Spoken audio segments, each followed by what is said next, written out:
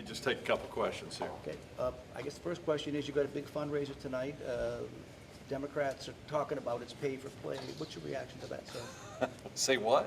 That's what No, they we're say. just having a wonderful fundraiser with Scott Walker tonight. Look forward to it. Were you able to speak to Mr. Trump last night? Or Yes, I talked to both Mr. Trump and Mr. Pence. How did that go? What was- Oh, wonderful conversation. I talked about some of the North Carolina issues that are important to us here in North Carolina, some of the economic issues, some of the federal overreach that we're seeing impacting North Carolina. But I'm going to have a good relationship. And Mike and I have always had a good relationship, not only with Mike, but his family. And so I look forward to that ongoing relationship. Tell us why you want to have Mr. Walker here as kind of a co-campaigner. Well, I've done it before. Scott's a very good friend of mine, and Scott went through very similar things that I've been going through with coordinated national campaigns, coordinated and well-paid protesters, and a lot of people from outside trying to influence a statewide election. So he went through a very similar circumstance that I've been going through for 3.5 years. Ours just hasn't gained the national attention that Scott did. So we're very good friends, and I respect Scott Walker a great deal. I know you've been round and round and round about HB2 over and over again. Last night at the convention, Wally Entrepreneur talked about it's telling folks what market to keep out of. How do you fight against that kind Well, of thing? what's most disturbing is that these emails have clearly shown and that something we suspected all along, and that is that the state of North Carolina, the city of Charlotte, and especially small businesses were being used as a pawn by Roy Cooper, by the mayor of Charlotte, and by the Democratic Party on an issue that was made up purely for political purposes and to raise money, and big money at that, at the expense of hardworking men and women in North Carolina. And that's inexcusable, absolutely inexcusable, what some of these emails are showing regarding basically using our state as a pawn in to meet their political battles and to raise money.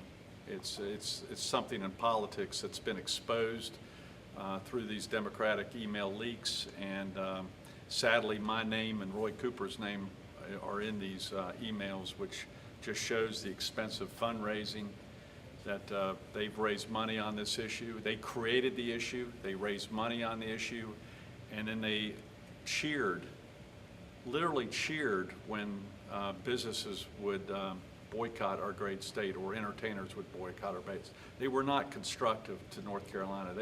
They put their political aspirations ahead of the state of North Carolina, and that's extremely discouraging. Got one more question. We'll have one The more Farm question. Bill, what does this mean for our state as a whole? Well, it continues to strengthen agriculture. It still is the largest industry in North Carolina. And I think the thing that excites me most about the Farm Bill, it's going to allow it easier to use North Carolina products in our public school system. And that's going to help both farmers, and that's also going to provide better food for our kids throughout North Carolina. So I'm real pleased about that provision. And the other provision are some of the emergency provisions that in cases of disaster that we can provide better and quicker relief to the farmers of North Carolina. And believe me, during my tenure, we've had some very tough situations and some lessons learned that have been corrected by the legislature to help in those circumstances. Does there ever come a point where HB2 just wasn't worth it because of the negatives?